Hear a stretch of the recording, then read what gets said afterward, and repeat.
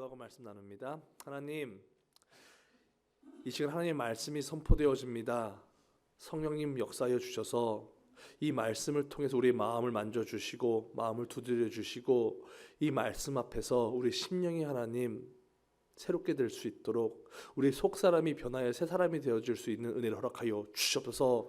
모든 성도들 마음 활짝 열고 하나님 주 앞에 말씀을 들을 때 주님께서 우리 마음을 따뜻하게 만져주시는 것을, 뜨겁게 하여 주시는 것을 경험할 수 있는, 말씀이 우리 마음을 뜨겁게 하는 것을 체험할 수 있는 복된 시간 될 수 있도록 역사하여 주시옵소서. 감사합니다. 예수님의 이름으로 기도드립니다. 아멘. 오늘은요, 기적보다 큰 은혜라는 제목을 가지고 말씀을 나누려고 합니다. 제가 오늘 설교를 준비하면서 한 가지 실험을 해보았습니다. 무려 자본금 2불이나 들여가지고 파워볼이라는 복권을 샀어요. 미국 와서 처음으로 로또를 샀습니다. 당첨 방법도 몰라가지고요, 공부도 했어요. 어떻게 당첨이 되는지. 목사가 복권을 샀어요. 당첨이 될까요, 안 될까요? 어떻게 하세요? 안 되는지? 그럼 여러분들은 왜 복권을 사십니까? 안 사면 다행이고요. 지난번 파워볼 복권이 상금이 15억 불이 넘었다 그래요. 1조 5천억이 넘는 거죠. 플로리다에서 당첨자가 나왔다고 합니다. 많은 사람들이 복권에 대한 상금에 대한 큰 꿈을 가지고 이제 복권을 사죠. 목사가 복권을 사도 당첨이 안 된다는 것은 복권은 기도해서 되는 문제가 아니라는 거죠. 일단 혹시 솔직하게 이번에 나 복권 샀다. 복권 사신 분 솔직하게 사신 분이 있다니까요. 이렇게 옆에 계시는 분들과 이렇게 인사합니다. 복권 사지 맙시다. 한 번 더 인사합니다. 복권 살 돈으로 선교 헌금합시다. 그게 맞는 거예요. 복권 사러 가는 길에 일부러 전도사님 차를 타고 갔어요. 저는 어디서 파는지 몰라요, 복권을. 그래서 전도사님한테 어디서 파냐고 물어보고 그 차를 타고 갔습니다. 그리고 전도사님은 복권 안 사준다 그랬어요. 제 것만 사고. 대신 이제 전도사님이 저한테 이렇게 물었어요. 만약에 복권이 당첨이 되면 자기한테 얼마를 줄 거냐고 물었어요. 그래서 제가 또 이렇게 얘기했죠. 얼마를 원하냐고. 전도사님이 저한테 100만 불을 불렀습니다. 참 의리 있는 친구들이에요. 그렇죠? 제가 흔쾌히 준다 그랬어요. 어차피 안 될 거 아니까 흔쾌히 준다 그랬습니다. 그리고 전도사님한테 물었어요. 이 돈 받아가지고 뭐 할 거냐고. 사실 이것 때문에 제가 복권 사러 간 거거든요. 전도사님 물었던 전도사님이 가장 먼저 11조를 20만 불을 한답니다. 꽁돈이라서 11조를 2배 해야 된대요. 그래서 11조 20만 불 하고, 한국에 계신 부모님 아파트 32평짜리 15만 불짜리 사드리고, 큰 누나, 둘째 누나, 셋째 누나가 있는데 각각 10만 불씩 나눠주고, 또 둘째 누나는 15만 불짜리 집을 하나 더 사준다 그래요. 둘째 누나가 특히 좋은가 봐요. 그리고 이제 20만 불이 남잖아요. 그러면은 10만 불짜리 아파트를 2개 사가지고 자기 하나 갖고 저도 하나 준다고 합니다. 의리가 있어요. 돈이 생기면 다 집만 사는 것 같아요. 참 착한 것 같아요. 100만 불이라는 돈이 생겼는데 그 중에 자기를 위해서 쓰는 돈은 10%밖에 안 됩니다. 90%를 남을 위해서 사용한다고 합니다. 마음이 착하잖아요. 동기가 좋잖아요. 아마도 이번에 슈퍼볼 복권을 사신 분들도, 파워볼 복권을 사신 분들도 이런 생각을 하시고 복권을 사셨을 거예요. 좋은 마음, 선한 마음을 가지고 복권을 사셨을 거라고 생각을 합니다. 사람들은 아주 커다란 희망을 가지고 복권을 삽니다. 복권에 당첨이 되면 헌금도 많이 하고, 교회 건물도 크게 져주고, 선교도 하고, 어려운 형제와 이웃들도 도와주고, 교회 차도 바꿔주고, 하나님 일 열심히 하겠다는 이런 선하고 아름다운 마음을 가지고 이제 복권을 사는 것 같습니다. 사람들은요, 이런 기적을 경험하면 내 삶이 이렇게 바뀌어질 수 있을 거라는 그런 기대를 가지고 있는 것 같아요. 로또에 당첨이 되고, 죽을 병에서 고침을 받고, 넘어가는 사업체가 다시 번창해서 일어나고, 자녀들이 공부를 안 했는데 좋은 대학에 진학을 하고, 직장에서 좋은 직장에, 내 실력보다 더 좋은 직장에 취업을 하게 되고, 이런 기적 같은 은혜를 경험하게 되면 우리 삶이 변화될 거라고 생각을 합니다. 이런 기적 같은 은혜를 경험하면 하나님의 일을 그 다음에는 열심히 할 수 있을 거라는 그런 기대를 가져요, 사람들은. 하지만 신앙생활은 그렇지 않습니다. 신앙생활은 이런 놀라운 기적을 통해도 사람이 변하지 않아요. 아무리 놀라운 기적을 통해도 기적은 사람을 변화시키지 못합니다. 이것이 바로 기적의 한계예요. 오늘 우리가 살펴볼 사람들이 누구냐면은 성경에서, 신약 성경에서 예수님께서 행하신 기적을 가장 많이 경험한 사람들입니다. 신약 성경에서 가장 많은 기적을 경험한 사람들, 이 사람들의 삶을 통해서 왜 로또에 당첨이 돼도 기적 같은 은혜를 경험해도 사람이 변할 수 없는지 그 이유에 대해서 우리가 살펴보려고 해요. 그래서 오늘 말씀을 통해서 정말 기적보다 더 큰 은혜가 무엇인지 깨달아서 지금 하나님께서 주시고자 하는 가장 큰 그 축복을 여러분들 다 받아 누리게 되시는 모든 성도님들이 되시기를 주님 이름으로 축원드립니다. 오늘 본문에서 예수님께서는 세 도시를 책망하십니다. 그들 도시의 이름은 고라신, 베세다, 그리고 가버나움이었습니다. 고라신은 갈릴리 바다 북서쪽 해안가입니다. 그리고 베세다는 갈릴리 바다 북동쪽 해안가입니다. 그리고 가버나움은 갈릴리 바다 북쪽 정중앙에 있는 해안가입니다. 이해하기 쉽게 설명을 드리면 템파가 이렇게 바다를 끼고 있어요, 지금. 그렇죠? 그런데 템파 옆에 세인트 피터스버그가 있고 그 다음에 클리어워러가 있습니다. 이 세 도시들이 해안을 끼고 함께 붙어 있는 것처럼 이 고라신, 베세다, 가버나움은 그것보다 더 가까운 지역에 함께 붙어 있는 그런 지역이었어요. 생활권이 같은 지역이었다는 것입니다. 갈릴리 바다 북쪽에 있는 세 도시였어요. 그런데 이 지역에는 그 해안가를 중심으로 넓은 평야 지대가 있었습니다. 이스라엘은 평야 지대가 많지 않거든요. 그래서 예수님께서는 그 평야 지대에서 많은 사람들을 모아놓고 사역을 하셨던 거예요. 그리고 많은 사람들이 모인 것처럼 사역 그 기적도 많이 행하셨습니다. 우리 오늘 본문 말씀 마태복음 11장 20절 말씀을 한번 볼게요.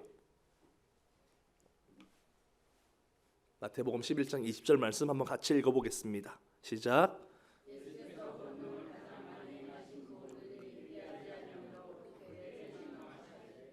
성경에서 뭐라고 말씀하시냐면요, 예수님께서 권능을 가장 많이 행하신 고을들이 회개하지 않아서 예수님께서 책망하셨다고 말합니다. 성경은 분명하게 예수님께서 이 지역에서 가장 많은 기적을 행하셨다고 그렇게 말씀합니다. 그래서 얼마나 많은 기적을 행했는지 제가 그 순서대로 한번 찾아봤어요. 가장 먼저 이 지역에서 물고기 2마리와 보리떡 5개로 5,000명을 먹이시는 오병이어의 기적을 행하십니다. 엄청난 기적이죠. 그 다음에는 귀신들을 쫓아내셨습니다. 나병 환자를 고쳐주셨습니다. 문둥병자를 고쳐주셨어요. 베드로의 장모가 10병으로 죽어갈 때에 그녀를 고쳐주셨습니다. 온갖 병자들이 예수님을 찾아왔는데 그들을 다 고쳐주십니다. 백부장의 하인이 주님 말씀하시면 내 하인이 낫겠습니다 이렇게 말했을 때 내 믿은 대로 될지어다 라고 말씀하시면서 그 백부장의 하인도 고쳐주셨습니다. 회당장 야이로의 딸이 죽었습니다. 죽어가는 게 아니에요. 죽었습니다. 그 죽은 딸도 이 지역에서 살려주셨습니다. 손이 소아마비가 걸려서 굽어져 있는 그 사람의 손도 고쳐주셨습니다. 폭풍이 치는 바다를 잔잔케 하신 그 출발점도 이 지역입니다. 사람들이 중풍병자를 데리고 왔을 때 그 중풍병자도 고쳐주셨습니다. 12년 동안 혈류병을 앓던 여인, 아무도 고칠 수 없는 그 여인도 예수님께서 고쳐주십니다. 앞을 보지 못하는 2 맹인도 고쳐주셨습니다. 귀신 들려서 말 못하는 벙어리도 고쳐주셨습니다. 그리고 이 지역에서 갈릴리 바다에서 예수님께서는 물 위를 걸으시는 기적도 행하셨습니다. 이게 다가 아니에요. 더 있어요. 더 있는데 중요한 것만 제가 이렇게 추렸습니다. 엄청난 기적을 행하셨어요. 참 많은 기적을 행하셨습니다. 신약 성경에서 예수님의 공생의 기간 동안 가장 많은 기적이 이 지역에서 일어납니다. 이 지역 사람들은요, 자기들이 오병이어 기적을 통해서 배부름을 경험한 사람들이에요. 로또 맞은 사람들이라는 것입니다. 귀신이 쫓겨나서 영적인 은혜가 무엇인지도 경험한 사람들이에요. 중풍병, 문둥병, 혈류병, 맹인, 소마비, 각종 사람들이 고칠 수 없다는 그 병들을 다 고침받은 사람들입니다. 몸의 건강을 얻은 사람들이에요. 심지어 죽은 사람이 살려내시는 그 모습을 통해서 마음의 큰 위로를 받은 사람들입니다. 육체적으로, 영적으로, 그리고 정서적으로 모두 다 은혜를 경험한 사람들이에요. 예수님께서는 그들의 바램처럼, 그들의 소원처럼 그들에게 많은 기적을 허락해 주셨습니다. 하지만 그들은 회개하지 않았어요. 그럼에도 불구하고 그들은 삶이 변하지 않았습니다. 그렇게 많은 은혜를 경험했는데도 그들의 삶은 바뀌지 않았어요. 기적이 사람을 바꿀 수 있다면 이들은 바뀌었어야 됩니다. 반드시 바뀌었어야 돼요. 그런데 가장 많은 기적을 경험한 이들의 삶은 바뀌지 않았습니다.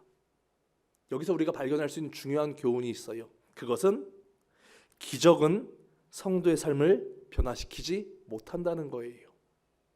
우리는 기대하기를 내가 기적을 경험하면 내 삶이 바뀌어질 것이다. 내가 하나님 일 열심히 할 것이다. 내가 삶이 변화되게 될 것이다. 이렇게 기대를 하는데 성경이 우리에게 지금 교훈하는 게 뭐냐면요. 아무리 많은 기적을 경험해도 기적은 너의 삶을 바꿔줄 수 없다고 말씀하고 있는 거예요.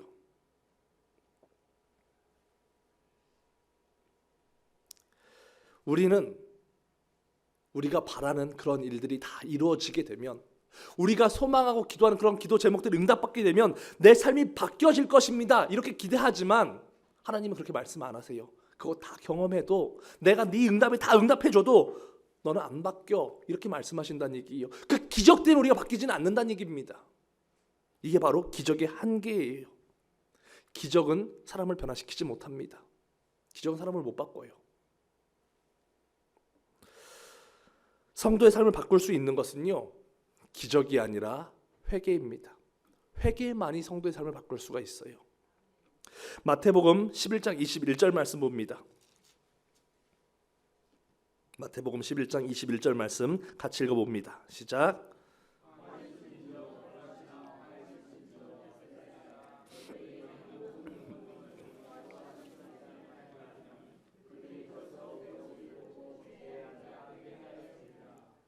예수님께서 고라신과 베세다를 책망하시면서 하신 말씀이 뭐예요? 악한 이방 사람들도 이런 기적을 경험했으면 그들은 벌써 회개했을 것이라는 메시지를 주십니다. 예수님께서 기적을 보여주신 이유가 무엇이냐면 회개하라고 보여주셨다는 얘기예요. 회개하라고. 기적의 목적은요, 회개에 있습니다. 예수님께서는 사람들이 그 기적을 통해서 자신의 죄를 깨닫고 연약함을 깨닫고 회개하도록 만들기 위해서 기적을 허락해 주셨다는 얘기예요. 마태복음 4장 17절입니다. 마태복음 4장 17절. 이 말씀은요, 예수님께서 공생의 사역을 시작하시면서 가장 처음 선포하신 메시지예요. 예수님이 사람에게 첫 번째로 선포하신 메시지가 마태복음 4장 17절입니다. 같이 한번 읽어봅니다. 시작.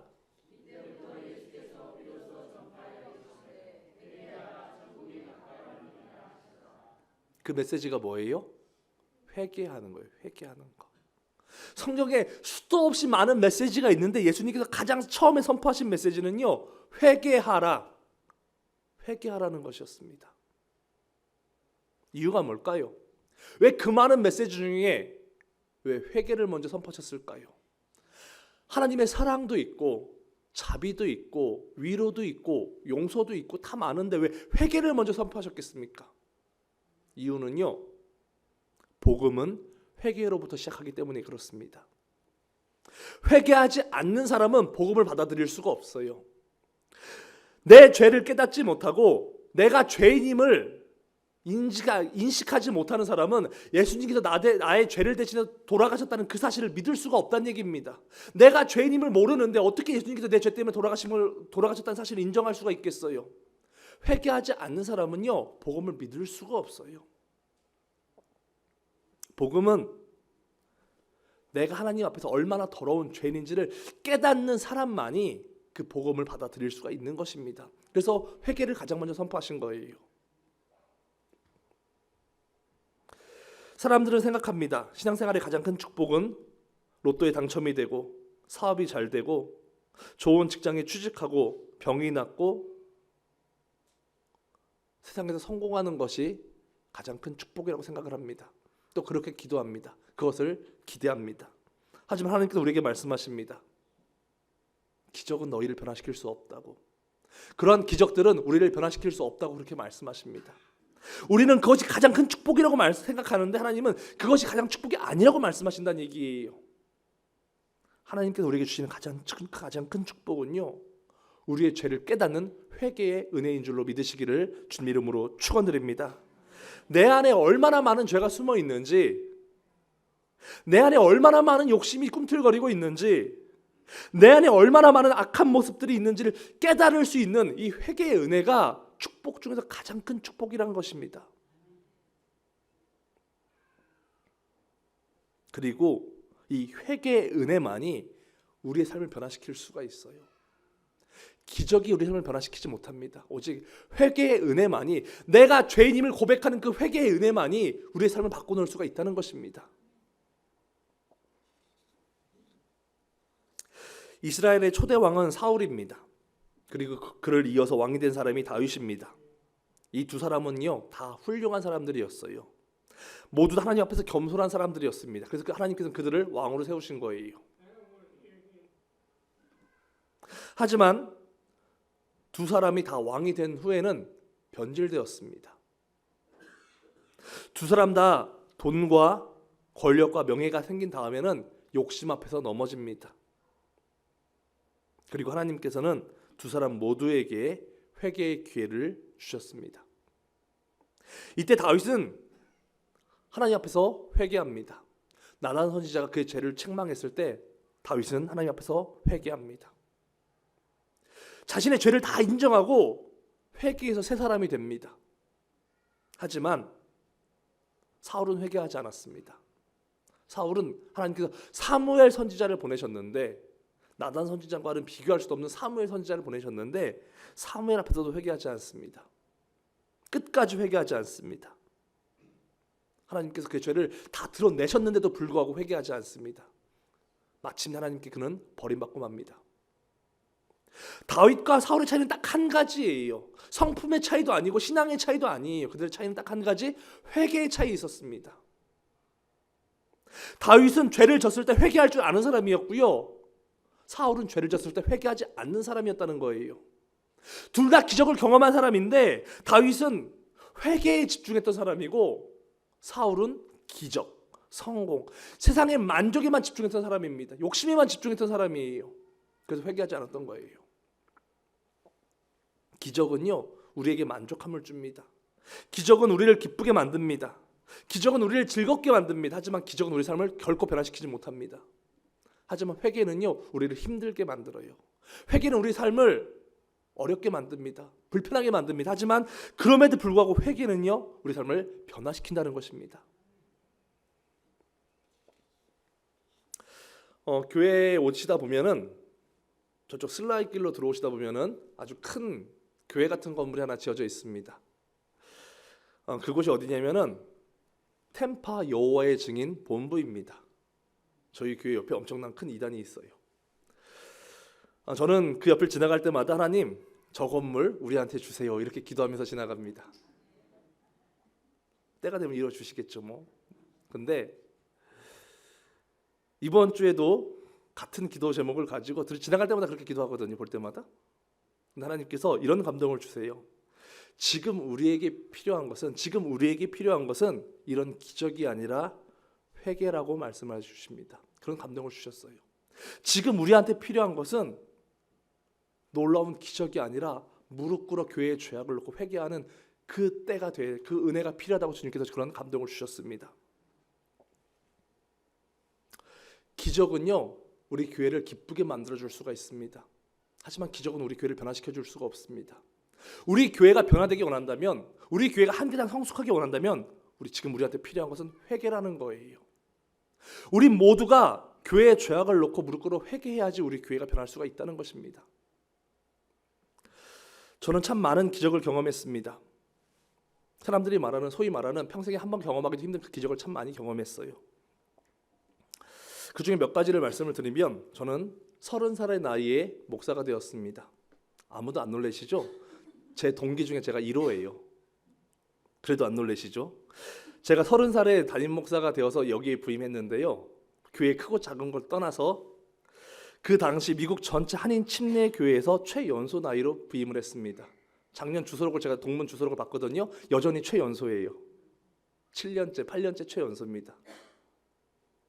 모두 다 기적이라고 말합니다. 있을 수 없는 일이라고 말합니다. 박사학위 가지고 있어도 석사학위 가지고 있어도 사역지가 없는데 MDB도 졸업하지 않은 사람이 목사 한 수 받고 담임이 된다는 게 기적이라고 말합니다. 하나님께서 하신 일이었어요. 저는 20대 초반에 디스크로 심하게 고생했습니다. 50m도 채 걷지 못해서 주저앉았습니다. 너무나 힘들어서 하나님 앞에서 이제 또 다시 한번 이제 결단하고 기도합니다. 믿음으로 기도했습니다. 그리고 하나님께서 고쳐주셨어요. 깔끔하게 고쳐주셨습니다. 그 뒤로 검사도 안 받았는데 안 아파요. 그래서 지금도 검사 안 받고 있습니다. 윤희가 태어났을 때 고관절 이형성증이라는 진단을 받았습니다. 이 병이 뭐냐면요, 걸을 수 없는 병이에요. 아이의 다리를 붙잡고 이제 기도를 했습니다. 의사는 아이가 앞으로 잘 걸을 수 없을 거라는 그런 말을 해줬습니다. 그래서 아이의 다리를 잡고 하나님께 다시 기도했어요. 하나님 고쳐달라고 기도했습니다. 이때 하나님께서 아이를 고쳐주셨어요. 그래서 아이가 지금 정말 잘 뛰어다닙니다. 쉬지도 않고 뛰어다니잖아요. 하나님께서 고쳐주셔서 그래요. 이것도 기적이죠. 하연이가 태어날 때 원인 모를 병에 감염이 돼서 생명이 위독했습니다. 병원에서 원인을 모른대요. 그때도 기도했습니다. 또 하나님께서 응답해 주셨고 아이의 생명을 지켜주셨습니다. 이것도 기적이었어요. 참 많은 기적을 경험했습니다. 더 많은 기적들이 있어요. 그런데 그 기적들이 제 삶을 변화시키지는 못했습니다. 제 삶을 변화시킨 것은요, 기적이 아니라 그 기적을 통해서 드러난 제 연약함과 죄악들이었어요. 저는 기적을 경험할 때마다, 이런 놀라운 일들을 경험할 때마다 하나님의 은혜가 없으면 나는 살 수 없는 사람이구나, 하나님의 은혜가 없으면 나는 아무것도 아니구나, 나는 참으로 무가치한 무능한 사람이구나, 이걸 깨닫습니다. 그리고 하나님의 은혜가 있어야지만 내가 살 수 있음을 고백합니다. 그리고 그 은혜를 붙잡고 삶이 변했어요. 그런데 시간이 지나면 또 그런 기적들이 많아지면 우리는 마음이 강팍해집니다. 저도 그랬던 것 같아요. 올해는 제가 템파에 온 지 만 7년이 되는 해입니다. 그리고 어느 정도 교회가 안정되어졌습니다. 이제 템파에서는 제법 자리 잡은 교회가 되어가고 있습니다. 사람들이 목회 잘하고 있다고 격려해 주십니다. 목사님들도 그렇게 격려해 주시고 성도들도 그렇게 격려해 줍니다. 그러면서 어느덧 제 마음속에는 이런 생각이 자리 잡기 시작했어요. 내가 열심히 했구나, 내가 잘했구나, 내가 정말 목회를 제대로 했구나, 이런 생각들이 자리 잡기 시작했습니다. 사실 우리 교회가 평안했던 것은 제가 잘해서 그랬던 게 아니라 하나님께서 평안의 은혜를 주셨기 때문에 교회가 평안했던 것이었습니다. 제가 기도해서 기적이 일어난 게 아니고요, 하나님께서 불쌍히 여겨주셨기 때문에 그런 은혜가 부어졌던 거예요. 제가 설교를 잘해서 은혜 받은 게 아니고요, 은혜 받을 수 있는 은혜를 부어주셨기 때문에 은혜를 받았다는 것입니다.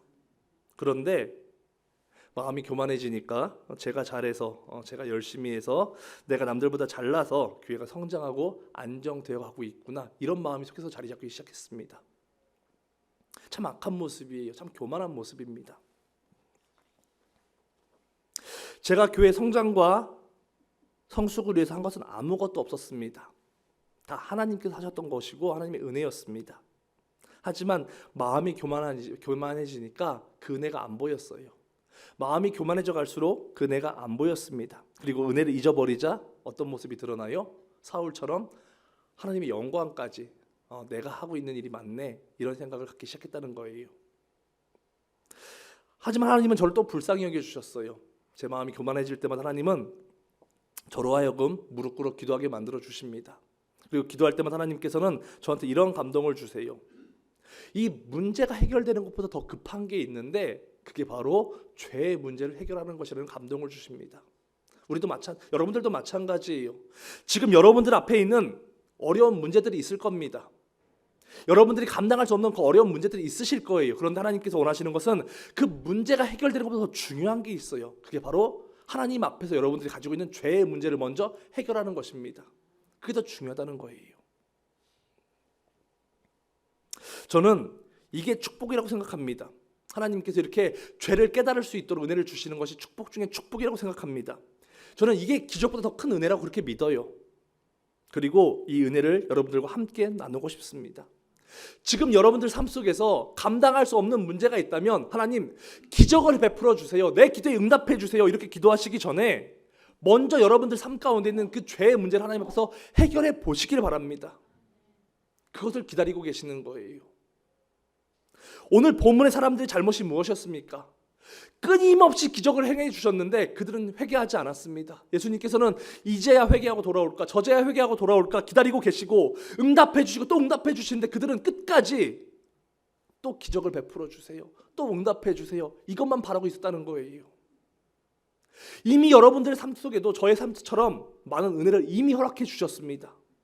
이미 기적이 나타났다는 얘기예요. 이미. 그러면 지금은 기적을 기도할 때가 아니라 회개할 때라는 것입니다. 회개하지 않고 기적을 구하는 것은 악한 거예요. 책망받을 일입니다.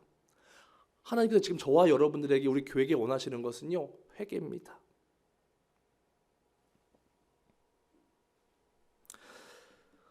교회 안팎으로 여러 가지 어려움들을 겪으면서 요즘은 내가 하나님 앞에서 얼마나 악한지를 돌아봅니다. 얼마나 욕심이 많았는지, 얼마나 하나님을 신뢰하지 못했는지를 많이 돌아봅니다. 그리고 이러한 시간은 제 아픈 부분들, 제 마음에 그런 죄를 들춰내기 때문에 마음이 힘듭니다. 그런데 영적으로는 힘들지가 않아요. 영적으로는 숨어있는 죄들을 하나씩 털어낼 수가 있기 때문에 영적으로는 오히려 더 기쁩니다. 저는 여러분들과 함께 이 기쁨을 나누고 싶어요. 교회는 죄를 털어내는 곳입니다. 교회는요, 십자가 앞에서 예수님의 보혈로 죄를 용서받는 곳이 교회예요. 그 은혜를 경험하지 못하면요, 우리의 삶은 절대로 안 변합니다. 내가 가지고 있는 죄를 십자가 앞에서 내려놓고 용서받지 못하는 한 우리는 아무리 오랜 시간을 신앙생활해도 우리의 삶은 변하지 않습니다. 이 시간 하나님께서 우리에게 원하시는 예배가 뭐냐면요, 죄를 다 내려놓는 거예요. 우리가 갖고 있는 그 모든 은밀한 죄까지 다 내려놓고 용서받고 돌아가는 것입니다. 가지고 돌아가는 게 아니에요. 이 시간 사람 눈치 보지 마시고요, 하나님만 바라보시고 여러분들이 가지고 있는 그 모든 죄악들을 다 십자가 앞에 내려놓으시기를 부탁드립니다. 씻음 받은 사람은 변화될 수 있습니다. 자기 죄가 무엇인지 깨달은 사람만이 변화될 수 있습니다. 기적은 우리를 변화시키지 못해요. 내가 지금 바라는 이 기도 제목이 응답된다고 내가 변화될 것이다, 착각이라는 것입니다. 그렇지 않아요. 우리의 변화는요, 지금 이 시간 무릎 꿇어 회개할 때 우리는 변화될 수 있습니다. 내가 지금 이 시간 무릎 꿇어 회개할 때 우리 가정이 변화될 수가 있고요, 지금 우리가 여기서 교회를 위해서 무릎 꿇어 기도할 회개할 때 우리 교회가 변화될 수가 있어요. 다른 방법은 없습니다.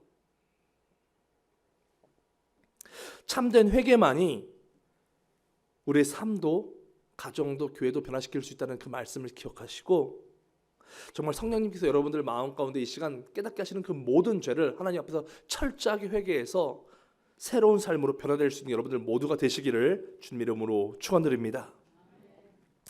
우리 같이 기도했으면 좋겠는데요, 찬양하고 기도할게요. 찬양할 때 돌아온 탕자라는 찬양했으면 좋겠는데요, 이 찬양하시면서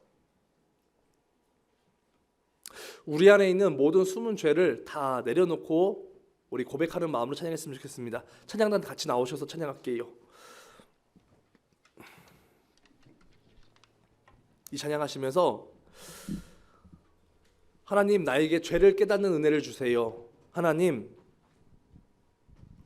정말 나의 숨어있는 모든 죄악들이 이 시간 찬양하면서 다 생각나게 하시고 주 앞에 다 내려놓게 해달라고.